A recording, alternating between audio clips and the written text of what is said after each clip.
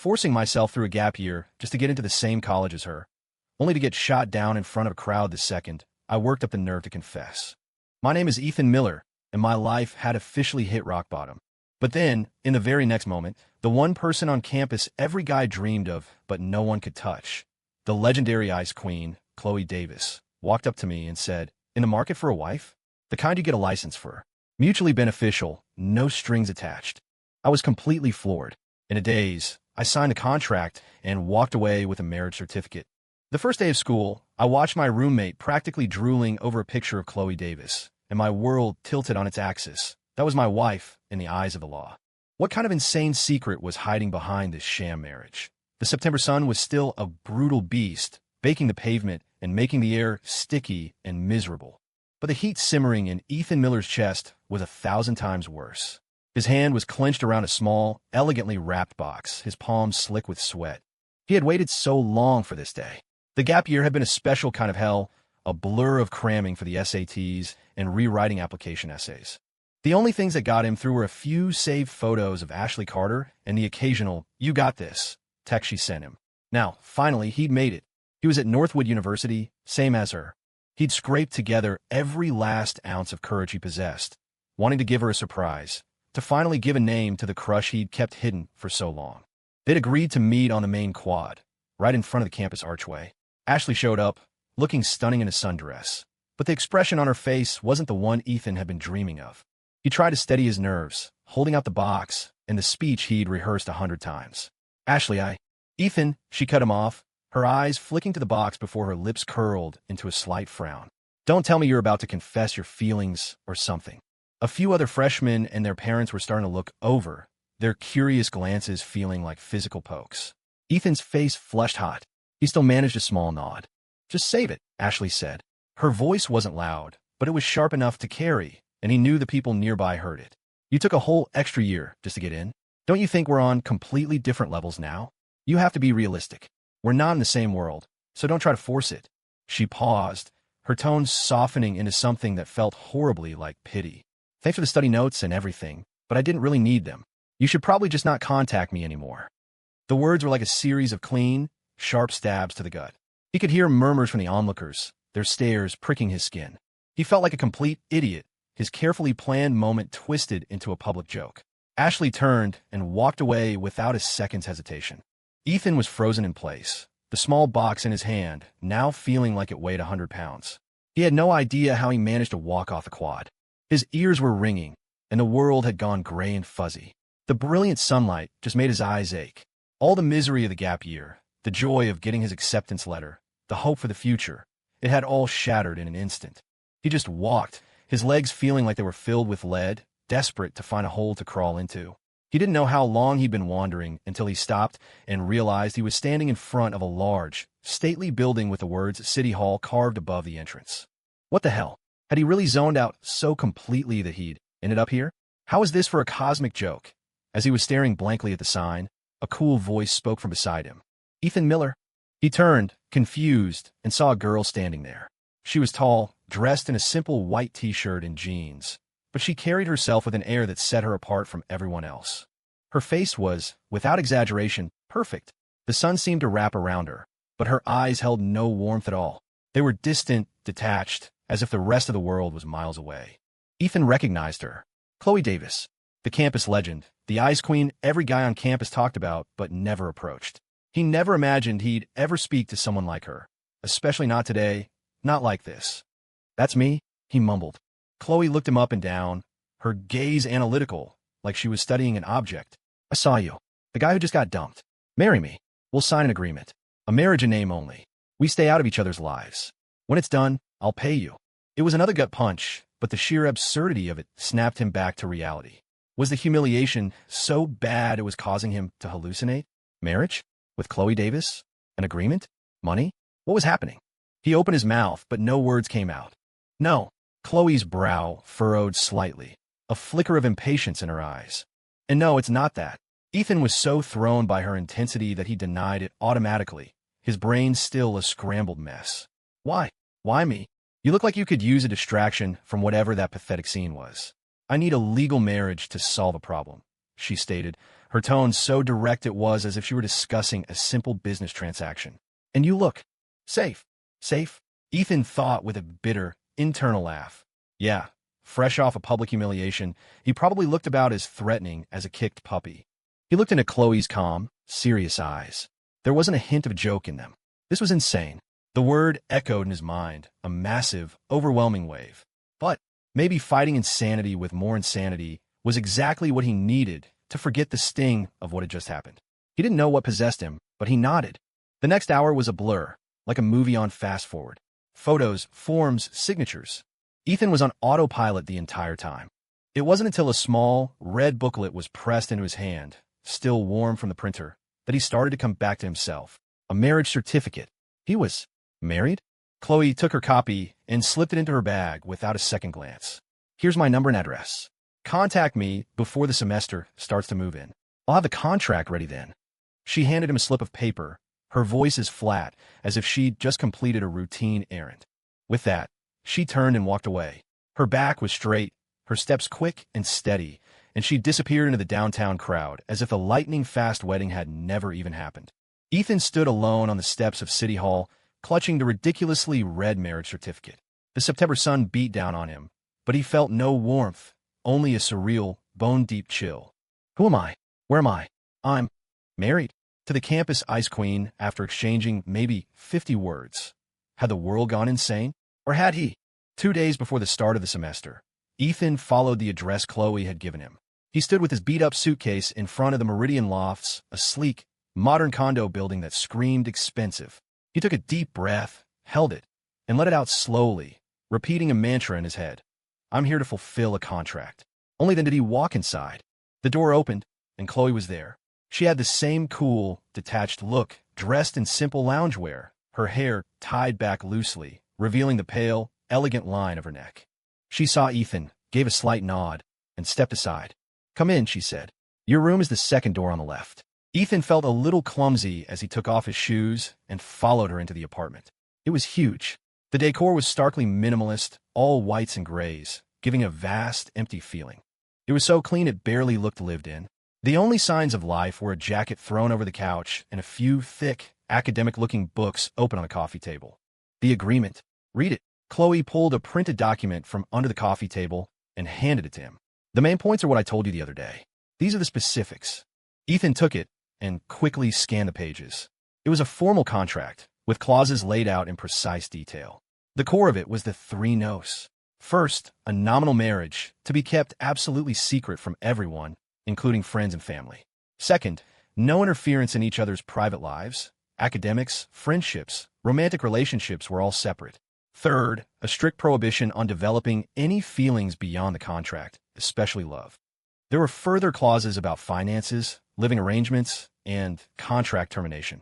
He read it, his eyes widening slightly. This wasn't a marriage agreement. It was a set of bylaws for high-level roommates. He gripped the papers and looked up at Chloe. He hesitated. This last part, about prohibiting feelings. How do you even enforce that? What if, He was just asking. Chloe glanced at him, her eyes completely unreadable. Just manage yourself. Ethan fell silent. Right? Stupid question. He signed his name at the bottom, a knot forming in his stomach. The whole situation was just too bizarre for words. After he signed, Chloe pointed toward his room. I got you the basics. They're all new. If you need anything else, buy it yourself or let me know. Ethan walked into his designated room. Sure enough, the bedding on the bed, the lamp on the desk, and the toothbrush and towels in the adjoining bathroom were all brand new, some still with tags on them. That made something inside him stir. His new wife and name only might be cold, but she was efficient and thorough, not quite as unapproachable as she seemed. Then he remembered the ice-cold contract, and the feeling vanished. This wasn't thoughtfulness. It was just a testament to her efficiency and dislike of complications. Dinner time arrived. It was the first time they'd sat at the same table. Chloe had ordered Thai food, and the various takeout boxes looked strangely out of place on the minimalist dining table. Ethan tried to think of something to say to break the crushing silence. Ask about her major, maybe, or how much rent was for a place like this. But every time he looked up and met her emotionless gaze, the words died in his throat. In the end, the meal passed in complete silence, punctuated only by the soft clink of silverware. For Ethan, it was more agonizing than staring at a blank exam paper. Later that night, Ethan lay in his new bed, unable to sleep. Around midnight, his throat felt dry, so he crept out his room to get some water from the kitchen. As he passed the living room, he stopped. A single-floor lamp cast a warm, yellow glow across the space. Curled up on the sofa was Chloe, a laptop balanced on her legs, and a thick textbook open beside her. She seemed to be researching something. The soft light softened the sharp angles of her face, and with her long eyelashes cast downward in concentration, she looked almost peaceful. She must have sensed his presence, because she looked up. In that instant, the familiar wall of distant coolness was back in her eyes. The momentary softness he'd seen was just a trick of the light. He pointed awkwardly toward the kitchen. "I was just getting some water." Chloe just grunted in acknowledgement and turned her attention back to her book as if he were nothing more than a shadow passing through. Ethan scurried into the kitchen, filled a glass, and hurried back to his room. Lying in bed, he could faintly hear the sound of pages turning and the soft tapping of a keyboard.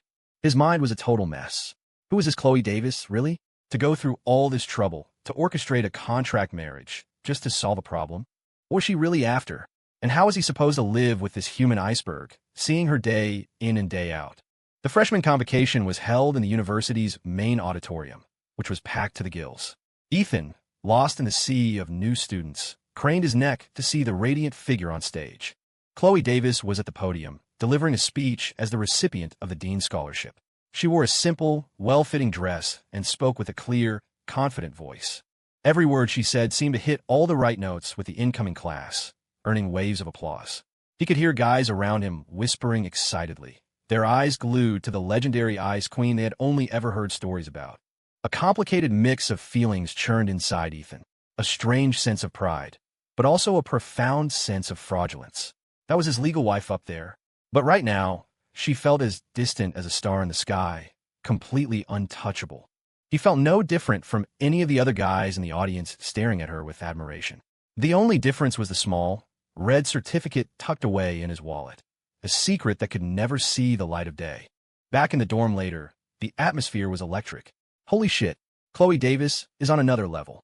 She's 1,000 times better in person than in pictures, his roommate, Leo Porky Chun, exclaimed, melting into his desk chair with a dopey, starstruck grin.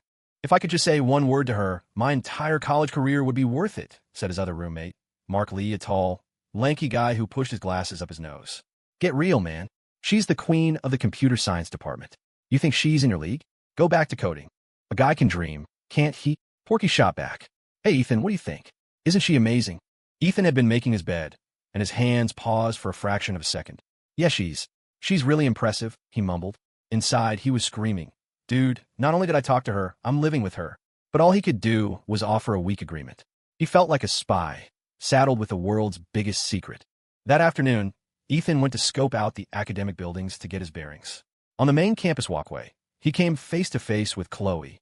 She was with a smart-looking guy with glasses, and they seemed to be deep in a discussion about something academic as they walked. Chloe's gaze was fixed straight ahead, her pace steady and composed. As she passed Ethan, she didn't so much as glance in his direction. It was like he was a tree on the side of the path, a complete non-entity. Ethan instinctively stopped walking and watched her back as she receded into the distance. He couldn't quite name the feeling in his chest. They had been in the same apartment that morning, and now they were less than strangers. The feeling was, in its own way, even worse than Ashley's public rejection. That evening, he returned to the apartment. As he opened the door, he saw Chloe on the living room sofa, laptop in her lap. She didn't look up.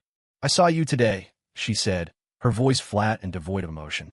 "Yeah," Ethan replied as he took off his shoes. "Remember the contract?"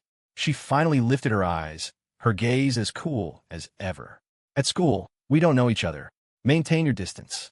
Don't let anyone suspect a thing." Ethan didn't say anything. He just nodded.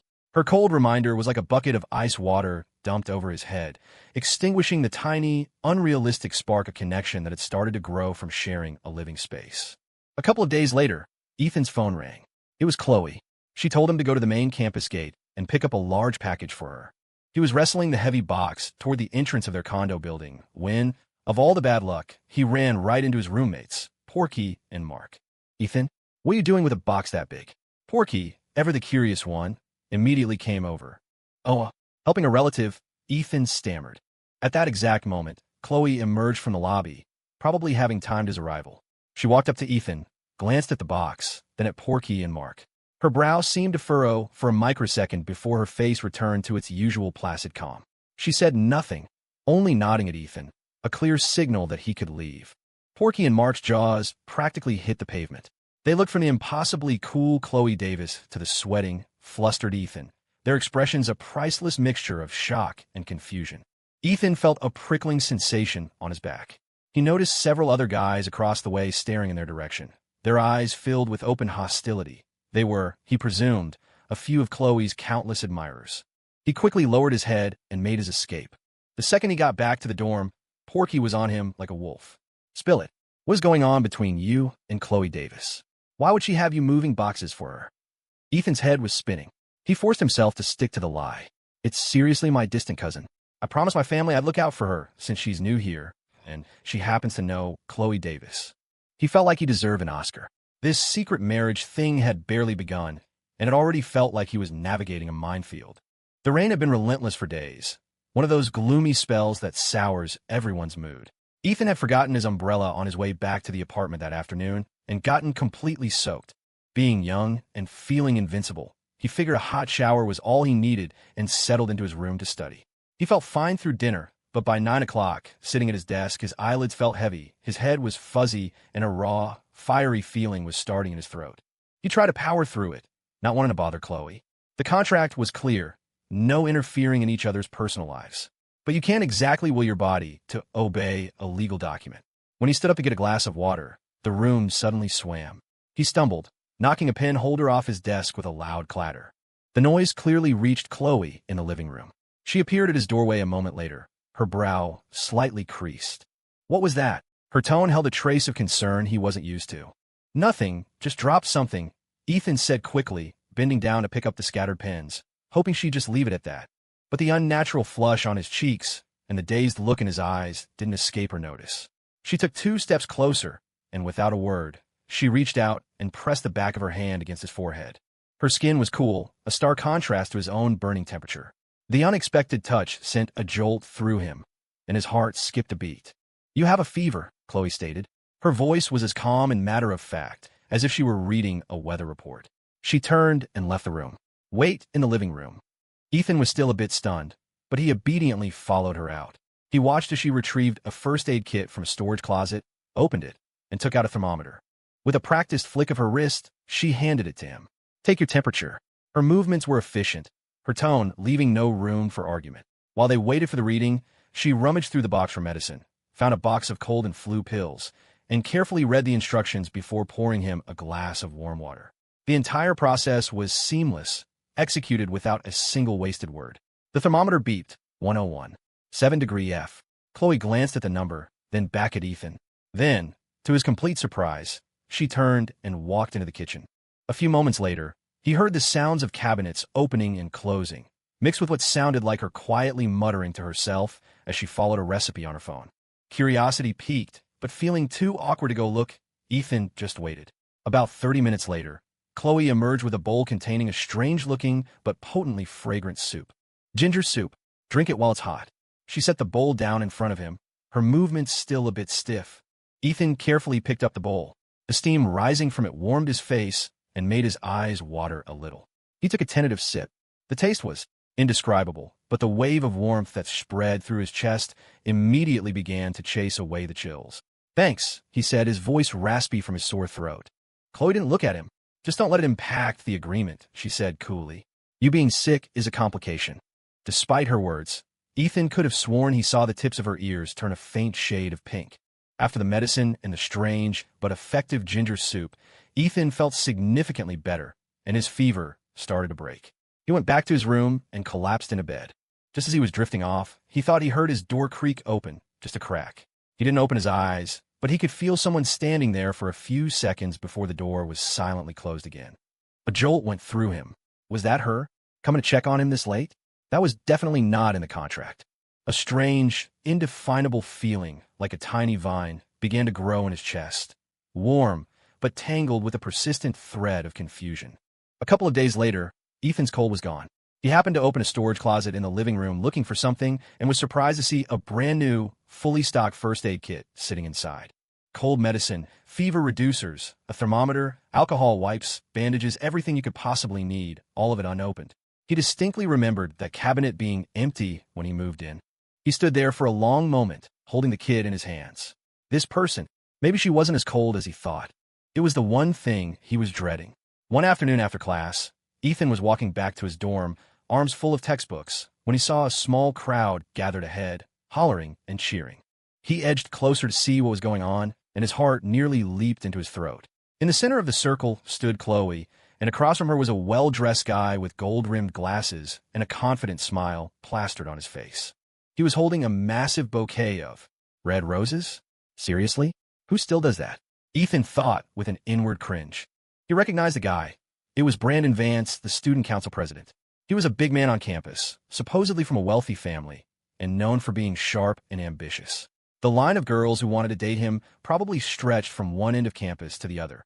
Chloe, just a little something to congratulate you on winning the coding competition, Brandon said, offering the flowers with a smooth voice that had several nearby girls swooning. Ethan watched them standing there, one ethereal and cool, the other suave and polished. They actually looked good together. The thought landed in his gut like a lead weight, making him feel tight and uncomfortable. Chloe's expression didn't change. Thank you for the thought, Brandon, but I won't be taking the flowers.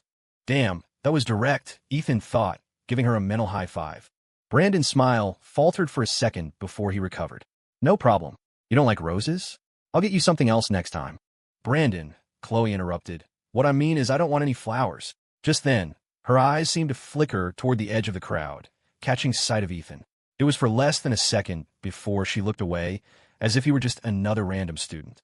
But Brandon had followed her gaze, and his eyes landed on Ethan, a questioning, almost sizing up look on his face. He pushed his glasses up his nose. You must be Ethan Miller, from the computer science department? Brandon actually knew his name. Ethan was taken aback, but nodded, an uneasy feeling creeping up his spine. This guy was well informed. Thinking about joining the student council, Ethan? Brandon asked with a smile, but his tone had a weird edge to it, like he was really saying, this doesn't concern you. Before Ethan could figure out how to respond, Chloe made a move. She pulled a manila folder from her tote bag and held it out in Ethan's direction. Here's that research material you asked me for. Good timing running into you. Her voice was as casual as if she were talking about the weather. Ethan took it on instinct, his mind struggling to catch up. What was this? This wasn't part of the plan. There was no clause for this in the contract. Brandon's smile completely vanished, his expression turning icy as he looked from the folder in Ethan's hand back to Chloe. Chloe, what is this? I have my reasons for what I do, Chloe said without looking at him. With that, she turned and walked away, leaving a crowd of bewildered onlookers in her wake. Ethan was left holding the folder, feeling like he was suddenly in the spotlight. Brandon's glare was practically burning a hole through him. He saw the student council president take a deep breath, then turn to leave.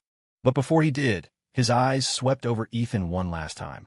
It was a look that said, you're an obstacle, a look that promised this isn't over. Ethan's stomach dropped. Great. Now he was a target. His role as the nominal husband had just gotten him a very real enemy. What a mess. That weekend, his department was hosting a mixer. Officially, it was to help freshmen connect with upperclassmen. Unofficially, it was an excuse to party. Ethan had no interest in going, but Porky and his other roommates practically dragged him there. The event was at a karaoke bar off campus, and the room was vibrating with loud music and even louder conversations. Ethan found a quiet corner to lurk in, but his eyes kept drifting to the most noticeable person in the room. Chloe was there. It looked like her friends from a club had dragged her along, too. She was sitting in a corner of a large booth, a stark contrast to the loud energy around her.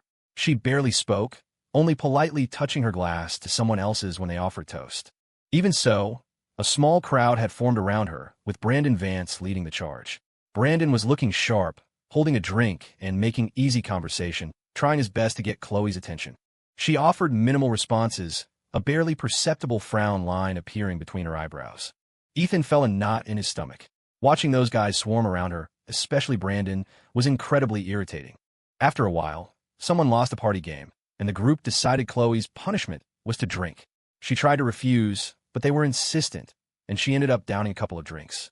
Ethan noticed a faint blush creep up her cheeks, and the usual coldness in her eyes was replaced by a softer, hazier look. That's it. I really can't drink anymore, Chloe said, waving a hand. Her voice was softer than usual, but the refusal was firm. but a few clueless guys kept pressing her. Brandon moved in closer with his glass. "Come on, Chloe. Just one more. For me." She looked up at him, her gaze a little unfocused. "Is your ego that fragile?" she fired back. Brandon was speechless. A moment of silence was followed by a few stifled laughs. From his corner, Ethan felt his anxiety spike. A drunk Chloe was apparently a much more aggressive Chloe. But there was also something captivating about it. He shook the weird thought from his head. Seeing another guy about to pour her a drink, Ethan grabbed an unopened can of soda from the table, and, summoning a courage he didn't know he had, walked toward the group. He tripped, sending the soda splashing all over the guy who was being the most persistent. "Oh man, I'm so sorry," Ethan exclaimed, making a big show of helping the guy clean up. The guy looked annoyed, but after glancing from Ethan to a clearly displeased Chloe, he just muttered, "It's fine," and went to the bathroom. Ethan used the opportunity to lean in close to Chloe. "Are you okay?" he whispered. "You've had a lot to drink. You want to get out of here?" Chloe looked at him, her eyes taking a moment to focus before she recognized him. She didn't speak, but she gave a small, almost imperceptible nod. Relief washed over Ethan. He helped her to her feet and started guiding her out. Brandon started to follow, but a single cold glare from Chloe stopped him in his tracks. Outside, the cool night air seemed to sober Chloe up a bit, but she was still unsteady on her feet, leaning most of her weight against Ethan. They walked slowly back toward the apartment.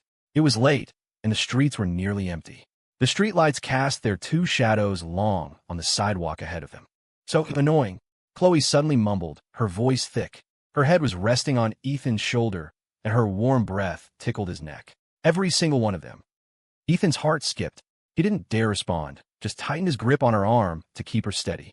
She didn't seem to be expecting an answer, continuing to talk in fragmented whispers. "Shield. Without this. More trouble." A shield? The word landed heavily in Ethan's gut. So that's all this was. Family.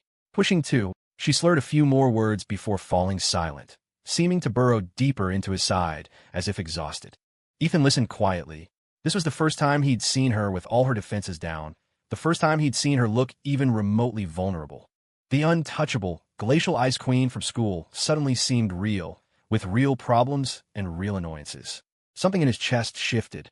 It was a strange ache, a mix of pity and a much more complicated emotion he couldn't begin to name. It took a monumental effort to get her back to the apartment and into her bed. She was asleep almost the second her head hit the pillow, her long eyelashes resting against her flushed cheeks, her breathing soft and even. Ethan stood by her bed for a moment, his mind a tangled mess. He quietly closed her door and went back to the living room, but he couldn't settle down. The image of her leaning against him, her voice filled with a drunken, weary honesty, replayed over and over in his head. This ice queen, he was beginning to realize, wasn't made of ice at all. Life had a twisted sense of humor. A few days later, Ethan's phone buzzed with a message from a number he didn't recognize. The sender was Ashley Carter. The message was a long-winded apology, saying she'd been too harsh that day, that she regretted it, and asking if they could talk sometime. Ethan nearly threw his phone against the wall. Regret? She didn't seem to have any regrets when she was tearing him down in front of half the freshman class. Now she remembered he existed. He scoffed and deleted the message without a second thought. Just thinking about her left a bad taste in his mouth. But he had severely underestimated her persistence. Over the next few days, Ashley started engineering chance encounters with him all over campus.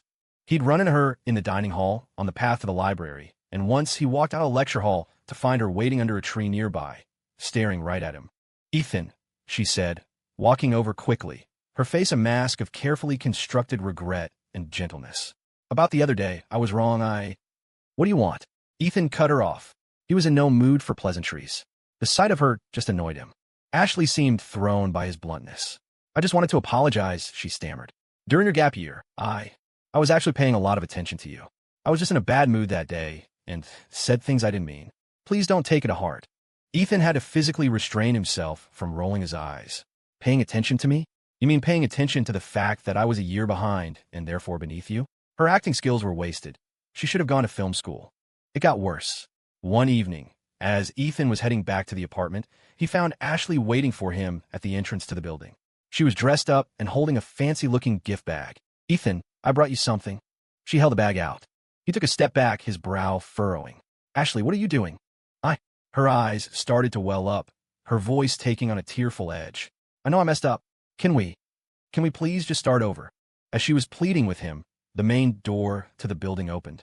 Chloe walked out, a laptop bag slung over her shoulder. She looked like she was coming back from the library or a lab. She paused for a beat, her calm gaze sweeping over Ethan, then landing on the teary-eyed Ashley before returning to Ethan's face. Her expression was completely blank, her eyes betraying no emotion whatsoever. She looked like she was watching two strangers have a conversation. Ethan's scalp prickled. What nightmare. His ex was ambushing him at his front door, and his fake wife was witnessing the whole thing like she was watching a movie. He took a deep breath. Forgetting about Chloe for a second, he turned to Ashley, his voice firm and final. Ashley, what's past is past. I'm happy with my life now, and I already have someone important to me. Ashley's face froze. She stared at him in disbelief, her eyes darting to the stoic Chloe, a storm of confusion and hurt in her expression. Chloe, for her part, simply gave Ethan a slight nod, as if greeting an acquaintance, and walked past them without another glance. Ashley watched Chloe's retreating back, then looked at Ethan one last time, bit her lip, and stomped her foot before turning and hurrying away. Ethan stood there, watching Ashley disappear down the street, and Chloe vanish around the corner, feeling a chaotic mix of emotions. He dragged himself upstairs and opened the apartment door. Chloe was already in her loungewear, sitting on the sofa, reading a book. She didn't look up when he came in, turning a page before she spoke, as if the thought had just occurred to her. Do you need me to help you take care of that fly? Her tone was still perfectly flat, giving nothing away. Ethan paused, looking over at her. She was still focused on her book, making it impossible to guess what she was thinking. No, it's fine, he said, shaking his head with a weary sigh. I can handle it. Chloe just hummed in response, not pressing the issue. Her attention returned to her book. There's a clause in the contract, she said calmly, like a lawyer citing precedent. If this starts to affect your normal life, you can request compensation.